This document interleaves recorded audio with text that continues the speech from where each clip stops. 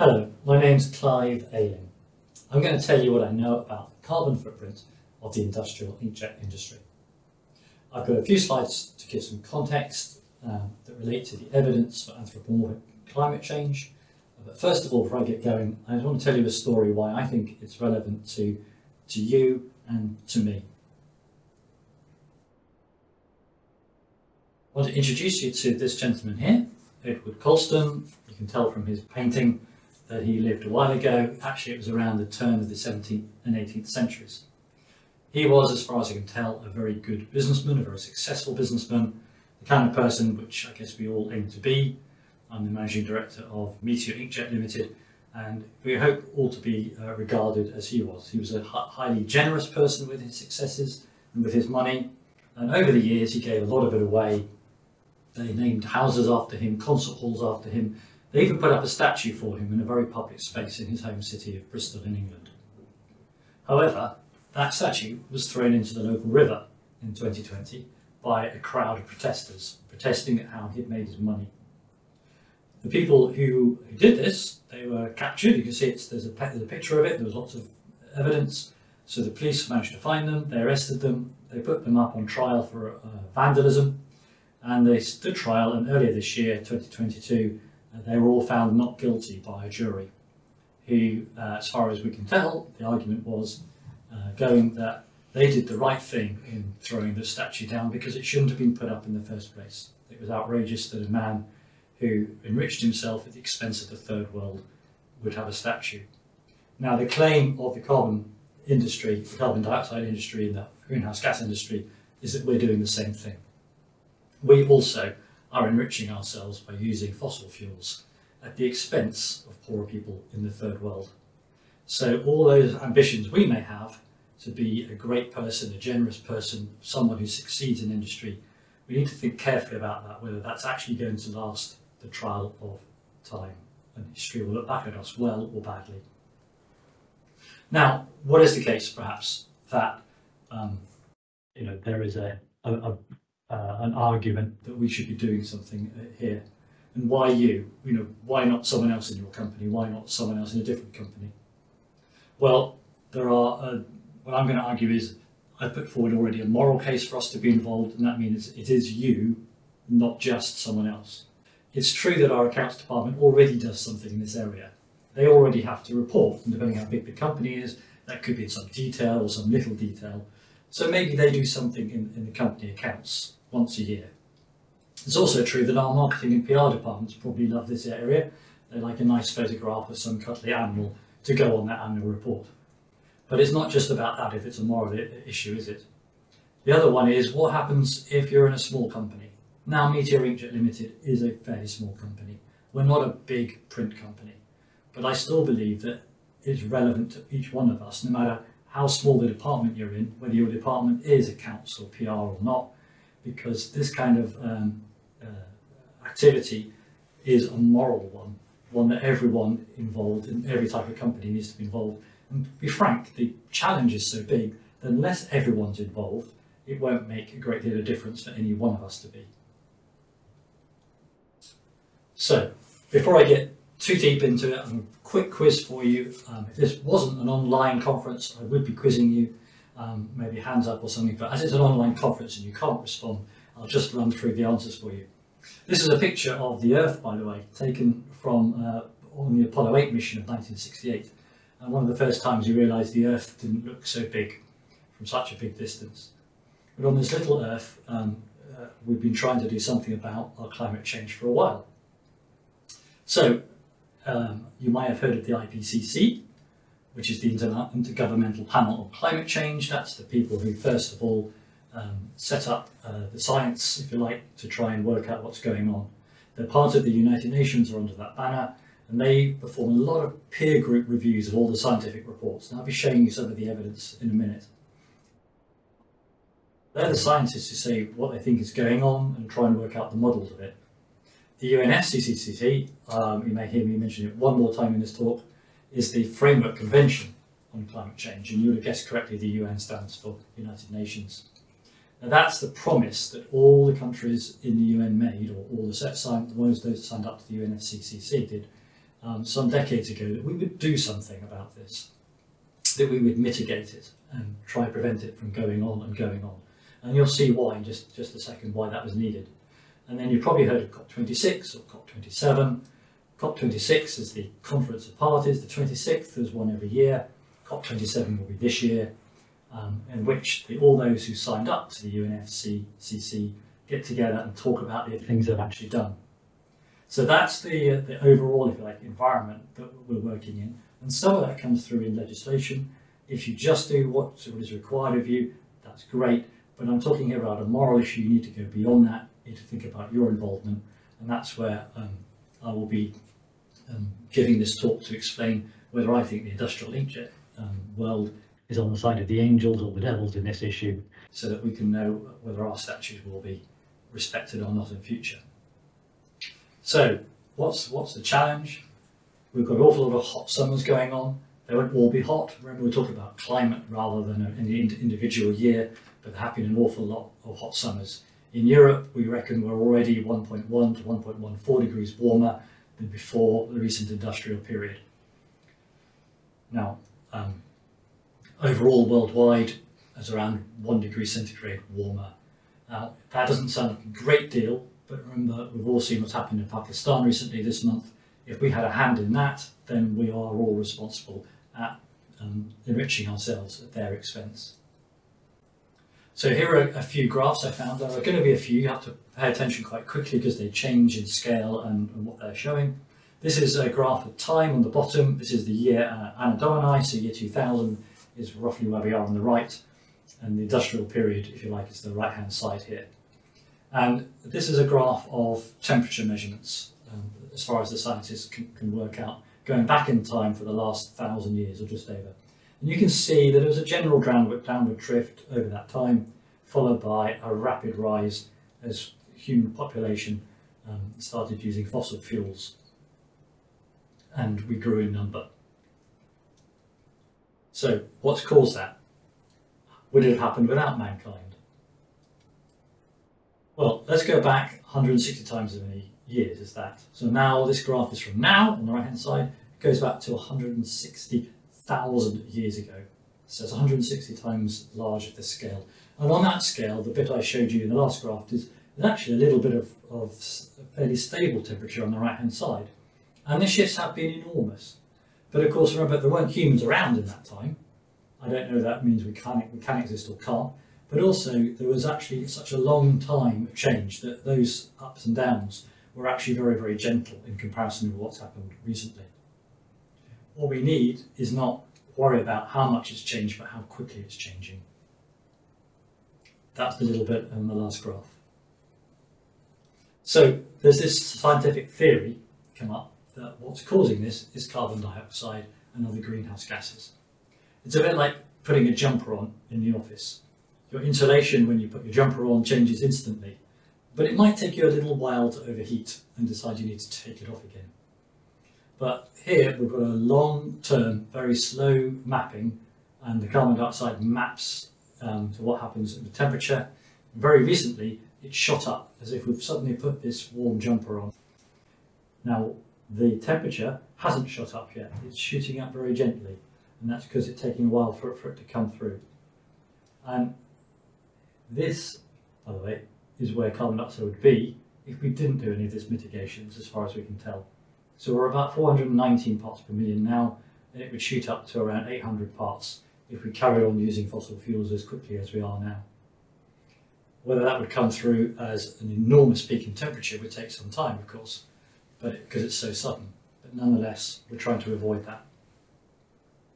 This one, graph is very similar. Now we're going back 3 times further. We're going back 420,000 years. And there we've got carbon dioxide and methane, a second gas. And here we'll just track, you can see they track each other perfectly for thousands of years. And then just in the last little bit, when humankind has been burning fossil fuels, there goes your carbon dioxide. It's shot up about twice the normal amount of oscillation for any of the last 420,000 years. And for methane, there is up there, 4 or 5 times higher than it would normally be, because of the effect of humans on the production of methane. So they are all linked together. Now, there's just some good news, don't worry. I said we can take that jumper off again and we'll cool down. And in the meantime, we won't have warmed up too much. And in fact, nature tries to do it for us. Methane decomposes.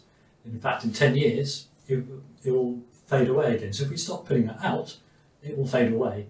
And it will just be a little blip in the methane. It won't have enough time for it to overheat the world. Carbon dioxide is a little bit more challenging. It takes about 100 years for it to fade away. So overall, we're probably looking at a fairly short time of maybe 100 years in which the world will have worn this woolly jumper and would have gone up in temperature. So probably the whole Earth will survive. The question is whether many of us would survive, and many of the poor amongst us would survive in particular in the next decade or so. I mentioned methane. I didn't explain where it came from. I guess most of you know it comes from cows in particular, although I'm told, thankfully, it comes mostly from the front end. But even though methane was like 5 times its normal range, carbon dioxide only twice, methane has a smaller effect than carbon dioxide as a warming gas. So it is slightly more complicated. It's not all about carbon dioxide. There is a role of methane in there. And just to explain where the methane comes from, this is a little graph, if you like, 2 circles to explain the amount of total weight of animals that were living on the planet Earth 12,000 years ago. There were a few people, very few number, so quite a small weight of humans compared with the number of wild animals that we were spending our time being eaten by or trying to chase down to eat them. Around 12,000 years ago, we humans discovered it was a lot easier if we actually farmed animals and farmed plants rather than chased them. And the result of that has been great success for our species, and also great success for every species that we farm. And so the number of animals worldwide is dramatically higher than it was. The number of wild animals, of course, far fewer, because we're taking up all their space. But the number of humans has grown massively, and the number of cattle has grown massively. And that's why we get so much methane, basically. So, moving through it, I've done the context now. I hope I've given you some indication that this is a man-made effect. It is a serious effect. It's fairly short term, just a few generations of humans, but we need to do something about it. And the quicker we do something about it, the better it will be for those who haven't got the wealth to survive the changes. So looking at inkjet in particular, I'm now going to have a look through some of the aspects of inkjet, such as how much carbon dioxide do we release when an inkjet machine is being used, how much carbon dioxide is being necessarily involved in the production of the consumables like the ink, how much carbon dioxide is being released when we manufacture the printing equipment in the first place. And then lastly, I'll have a little look at what we can each do by taking Meteor Inkjet Limited as an example for you. So if you like, I've done the why, now I want to do the what, and lastly, I'll have a quick look at the how we can do something about it. Before I go any further, I have to make another point very quickly, and it's a good point actually.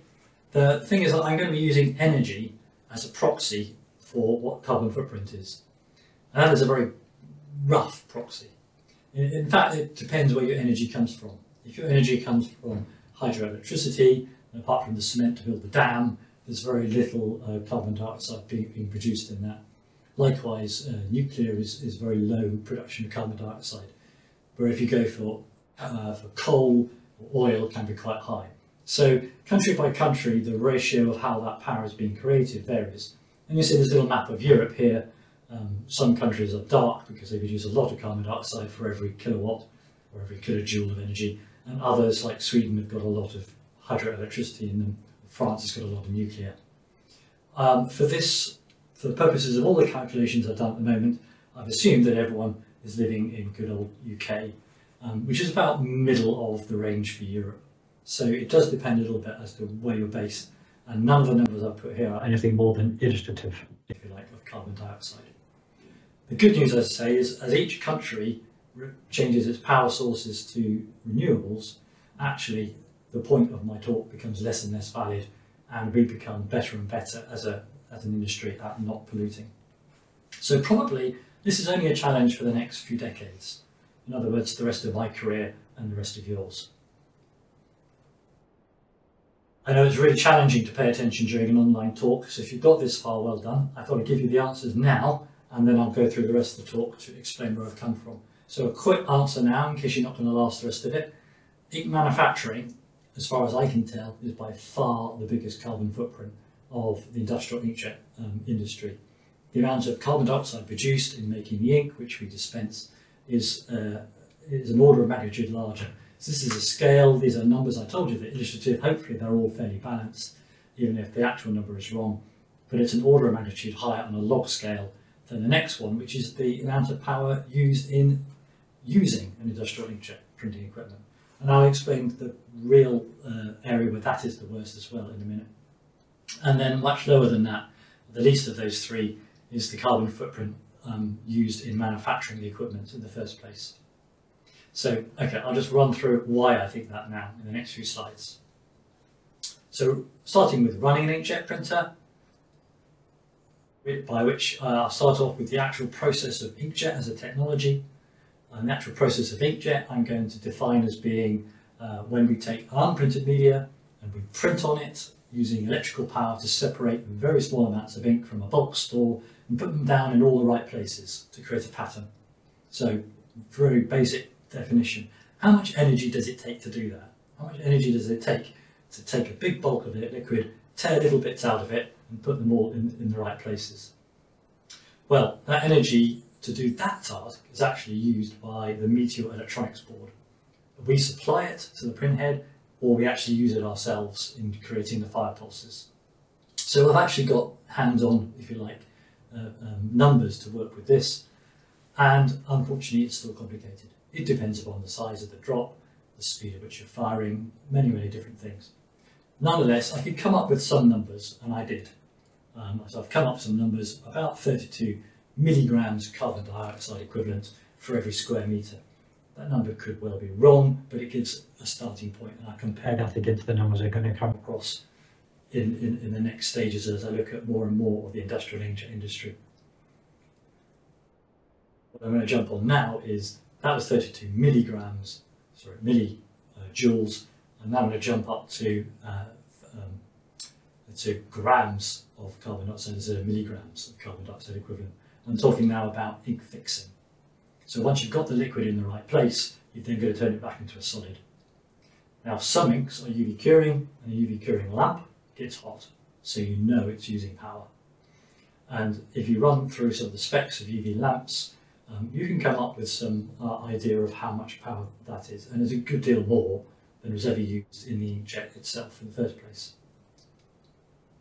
Jumping on a bit further, what about those inks which don't use UV light? Well, you've still got to get rid of some kind of solvent. Now, if you're printing very slowly, maybe it evaporates of its own accord, the media cools slightly, but it takes the heat from the environment, and that's no big issue. But mostly in industrial inkjet printing, we're trying to cure extremely quickly because we want to roll up that media and put more media on top of it without with the ink dry. And so we put dryers on, and infrared dryers or heat dryers of any kind use an enormous amount of energy, more for water than for solvent, but a great deal of energy, more than for UV curing. And all those numbers are coming out order of magnitude higher than I came up with for actually separating the ink from the bulk in the first place. So drying the ink is the big use. This graph's a little confusing because I've put bars of where my estimates are, but basically water, I reckon, is a lot more energy intense to dry than solvents. Solvents take probably more power to dry, depending on your speed and stuff, than it would take to cure this equivalent amount of ink from a UV lamp. And all of that is massively more than that little thin line for the inkjet process itself, which I'll put on this graph on the right. So that gives you an idea of where we need to be looking in terms of making a significant step in how we reduce our carbon footprint as an industry. In other words, we need to be looking at which type of ink and how we're curing it, how we're drying it.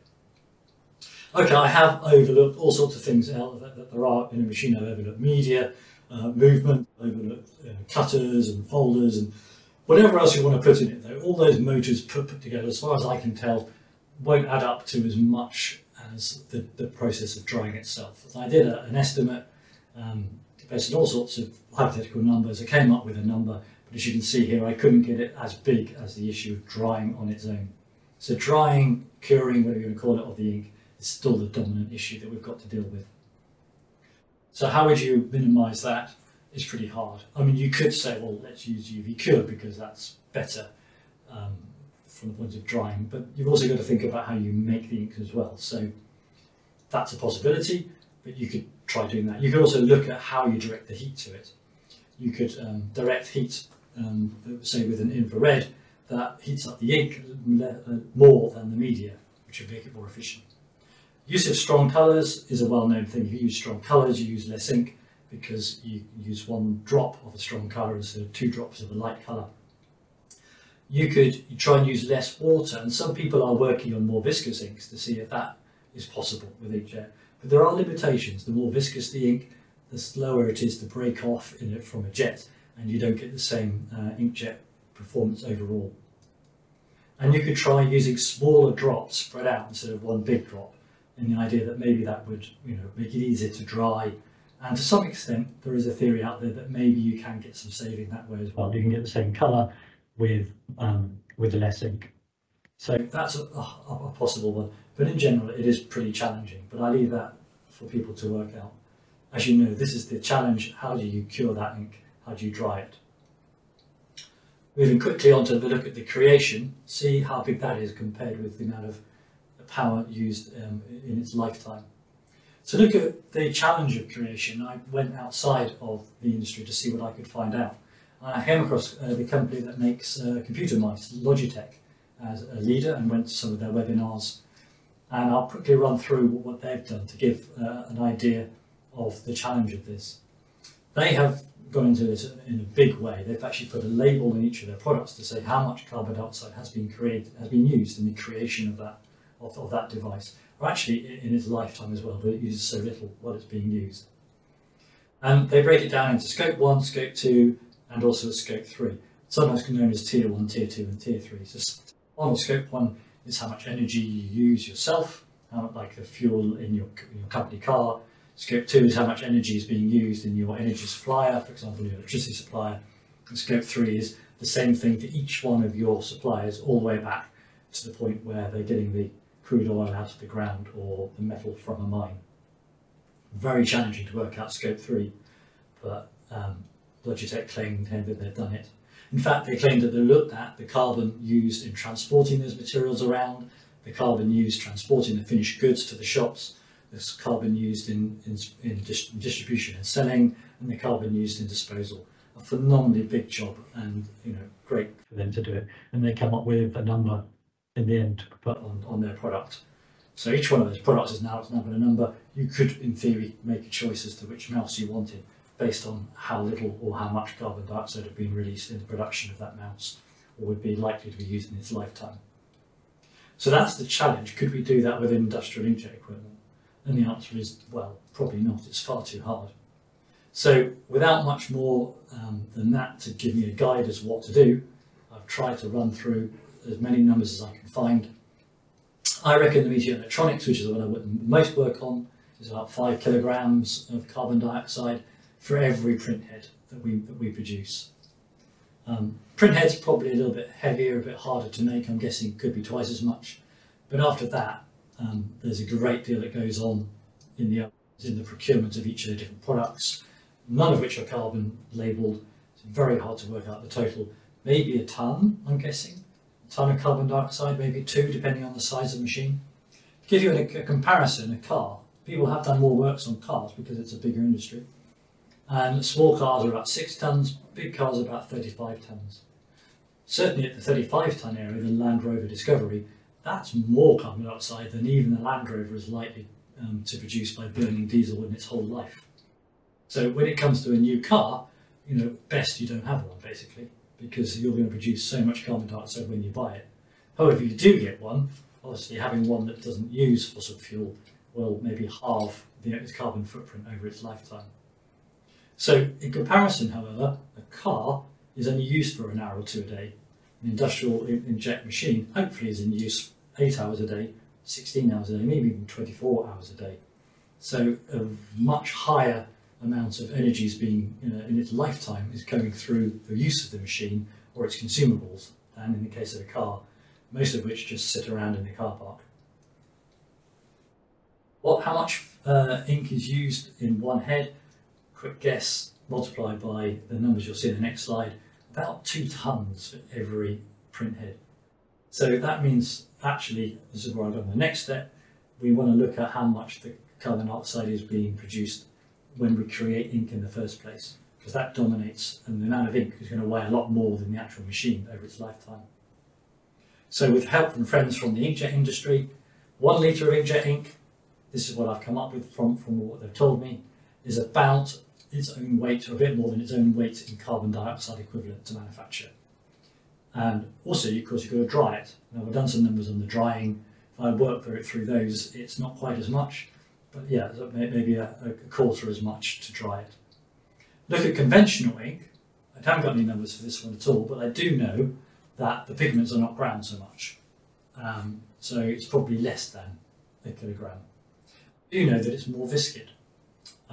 It has much less solvent in it, so it's probably a lot easier to dry. I do know, however, that with inkjet ink, we always put the ink down, all of it, all together, and then we dry it once, because we're not touching the media.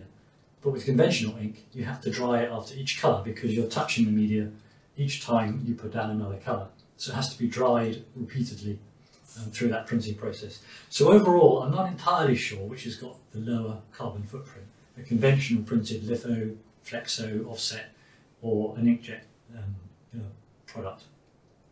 What I do know, sorry, I'll pass through this one again to point out that it does matter a lot on that ink manufacturing. This is the correct question, so I need to look quite a lot harder at that one. One thing I can say is, once you put that ink down, if it's not actually used, then you've wasted not only the ink, but also that media it's on. And that tends to be even heavier and even more carbon footprint than. So if you're using digital printing, like inkjet, you should be able to print just the right amount and have far less waste. And this basically overall is definitely going to make an advantage. Also, of course, with conventional printing, you've got to manufacture that pattern, that cylinder that repeats over and over, and that has a carbon footprint. So quoting Xaar from their annual report in 2020, they make great claims for inkjet, and I presume these are compared against non-inkjet printing. They claim that our energy reduction is as much as half. So maybe it is in the areas where inkjet is actually adopted, it is a great saving compared with conventional, as it is in cost terms as well. In particular, they say that in water consumption, it's 60% better. And I presume we're thinking here about areas like textile printing, where inkjet printing uses far less water. And their carbon dioxide emissions, they claim, are far better again. Maybe that's to do with the fact that we don't dry so often. So Xaar make great claims for it, and I can see where some of those come from. The other point, however, is that I wanted to make from the start, which is that every company in this has to play a part in it. There's scope 1, scope 2, and all our suppliers, we've all got to be looking at that. So for sure, explore the scale, which is the worst bit, and I hope I've shown you some of what I know about where that challenge is, where we should be looking. So if you're involved in making ink, please work hard on this, because you make a bigger effect than everyone. If you're involved in designing machines, look at the power usage of your machine and how to minimize it. If you're looking at manufacturing components, then okay, we need to look at that in more detail, but you'll know the scale of those other 2 issues. But we all have to play a role, and here I'm going to show 1 or 2 things that we could do, even in a company the size of Meteor. And I'm talking here about changing your company policies. And the last one of those, of course, is put some of that money you've got not into the orphanages and things which make you look good, but also into paying for offsets to remove the damage which you've been doing to the environment when you make money. So, simple steps you could do. First simple step, your company travel policy. Different modes of transport have different impacts, and this can be one of the largest ones, especially if you're in a software company. So I'm part of the Meteor Inkjet Limited is part of Hybrid Software Group. We have a lot of software engineers. Their major carbon footprint comes from flying. Those domestic flights, Also long haul flights, but of course they're harder to avoid, or moving around in cars. If you can go by train instead, it's a far better system. And particularly a little route between London, Paris, or London and Brussels, the Eurostar, for its claims to be the most efficient of all. Your power policy. I mentioned before different countries have a different power mix. Actually, even within one country, you can pick suppliers who buy all their electricity from a renewable source. It doesn't, of course, affect the overall mix in the country, straight away. But by doing that, you will be moving money into the part of the industry where investments will reduce carbon footprint in the future. And you'll be helping in that transition. And then, of course, working out, as if you're Logitech, what your tier 1 and tier 2 are, and offsetting those, because that's your own personal contribution to it. So your heating, your unoffset travel, this kind of thing, paying to have some carbon offsets produced. And that's something that a lot of companies do. Xaar does, Meter Inkjet does, and you ought to be doing it as well. The fourth one I would suggest was setting up a task force. Now, I don't know your company, but the people who work for your company do, and they've got lots of ideas, and that they need to be brought out. So set up a company task force, lead it yourself if you're the boss, try and generate a culture of sustainability, of reduction in carbon, sign up the company if you're a small or medium-sized enterprise, SME, to the SME Climate Hub, make it known that you're doing this. We invite visiting speakers along, we provide them with vegan lunches for everyone to come and listen to them. Try and set up an attitude of we're all in this and we all have to do something. Go and speak to your suppliers. You can't control them, of course, but you can speak to them and ask them, what do you do about this? What are you doing about it? What could you be doing about it? Challenge them, is what we do. There are government supports you could use. In the UK, there's quite a few, but it will be the same wherever you are, I imagine. In the UK, we have cycle to work schemes, we have electric car schemes, we have electric car charger schemes, we have photovoltaic schemes. All of these things are available, and look them up and make use of them. It's our duty to collaborate with government and to make this thing happen. Maybe even putting in electric heat pumps if you're the landlord for your offices. And move it out from just carbon dioxide to the whole area of sustainability and make it a real cost saving for your company as well. So look at how can you make your people sustainable and resilient. Look at how your company can be, if it's on the side of the angels now, of course, you want it to survive. So work out how it can be profitable in future and not just now, as well as looking after the planet. So what's your action walking away from this talk? Basically, I give you some simple actions. Go away and do them. Take the train, not the plane. Source your power better. Offset what's left. Set up a task force. Yes, there are some very challenging questions here. How could you reduce the amount of ink that you use or the power you use to dry it or whatever? But have a look at them. Task force contained then engineers, you'll get somewhere. And then a lot of the information I presented today has been educated guesswork by someone who's been in the industry a couple of decades, but only in one part of it. So if you've got more information about this topic, add your information to this discussion. Come and share it with me and my colleagues. Come and stand up in front and make a presentation yourself next year at one of these things. It's something which you all have to do together. Thank you very much.